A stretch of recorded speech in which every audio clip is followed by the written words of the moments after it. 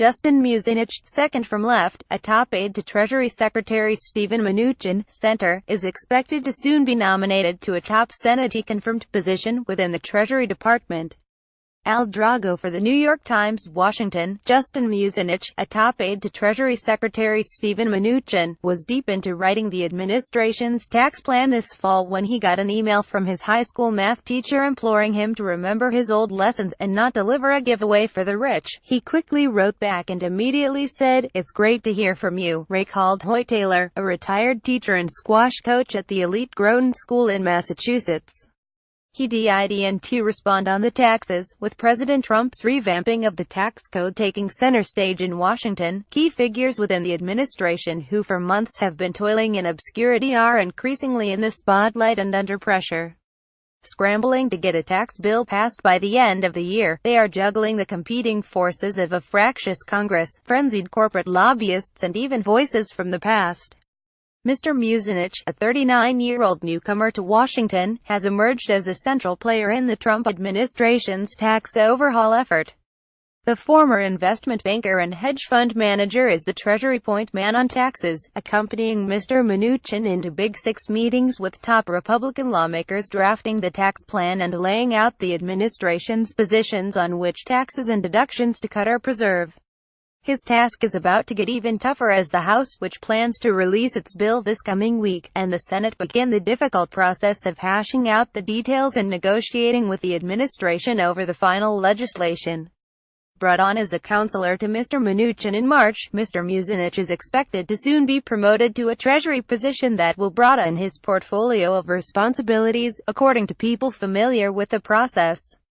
The rapid rise of Mr. Muzinich, a lanky father of two from Manhattan, is emblematic of the new power dynamics in Mr. Trump's Washington, where business experience and New York roots are often pathways to top posts. He fits the mold of Mr. Trump's top economic advisors, Mr. Mnuchin and Gary D. Cohn, the director of the National Economic Council, both of whom made a career on Wall Street. While not a Goldman Sachs alumnus, as they are, he brings an extensive background from the world of finance, having been a banker at Morgan Stanley and the president of Muzinich Co., an international investment firm founded by his father. Yet for all the intricacies of Wall Street finance, Mr. Muzinich has had to scale a steep learning curve in understanding the peculiarities of the tax code and the legislative landmines that have roiled previous attempts to rewrite tax law. Some lobbyists have expressed frustration that Mr. Muzinich and his Treasury team have been overly secretive about the tax plan and that, despite his business background, he does not always appear enthusiastic to be haggling over tax code deductions with representatives of American industries. A congressional tax staff member who spoke on the condition of anonymity to discuss private meetings said that it had sometimes been evident that Mr. Muzinich was learning on the job in a world of tax and accounting technicians, but added that he had a strong sense of business economics, asked smart questions and was comfortable with data. His Wall Street brashness sometimes shines through when he gets into deal-making mode. Like other political newcomers in the Trump administration, Mr. Muzinich has occasionally shown frustration with the grinding pace of legislating. On Capitol Hill, Mr. Muzinich is often paired with Mr. Khan's top deputy, Shahira Knight, to convey the administration's views in big tax meetings. He speaks almost daily with Mr. Mnuchin and, according to congressional aides, it is apparent that he has the authority to speak on behalf of the secretary. Justin's leadership and expertise has been essential in advancing tax reform, which has been our administration's top domestic priority, Mr. Mnuchin said in a statement. Mr. Muzinich, who holds an MBA from Harvard and a law degree from Yale, was relatively unknown in tax policy circles before he was plucked from Wall Street to join the Treasury Department. His most notable prior experience in the world of policy came while working on the campaign of one of Mr. Trump's arch-rivals, Jeb Bush. Mr. Bush first learned of Mr. Muzinich because of his work as an informal advisor to the 2012 presidential campaign of Mitt Romney, another nemesis of Mr. Trump. While Mr. Trump's personality-driven campaign was lean on policy, Mr. Muzinich was busy overseeing a team that cranked out detailed proposals for Mr. Bush on taxes, education and health care.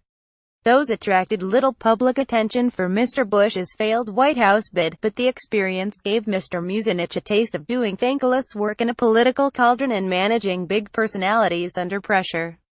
One of the earliest iterations of the tax framework unveiled by Mr. Trump and congressional Republicans last month was the one that Mr. Muzinich drafted for Mr. Bush in 2015.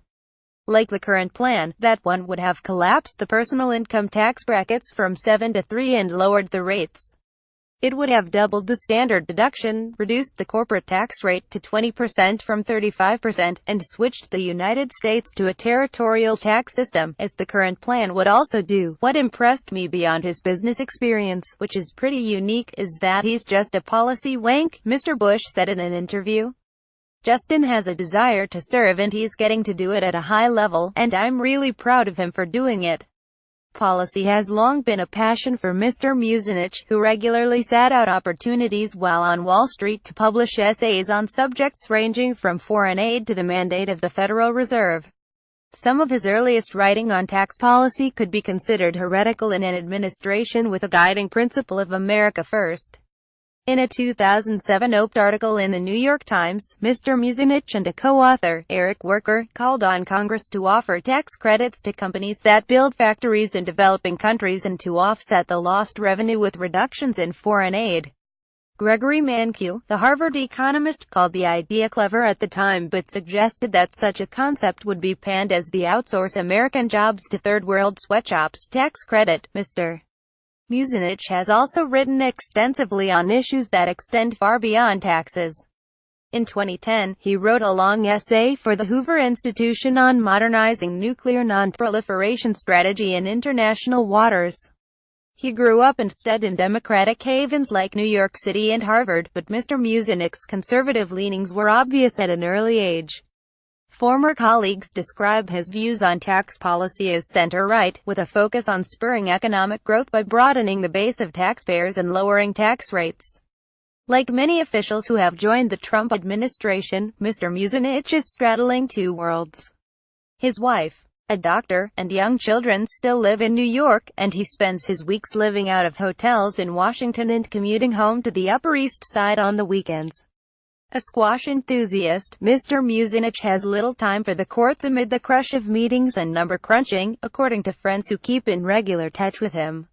While many members of the Trump administration have become household names defending the president and his policies on television, Mr. Muzinich, who declined to be interviewed, has kept his distance from public political combat and maintained a low profile.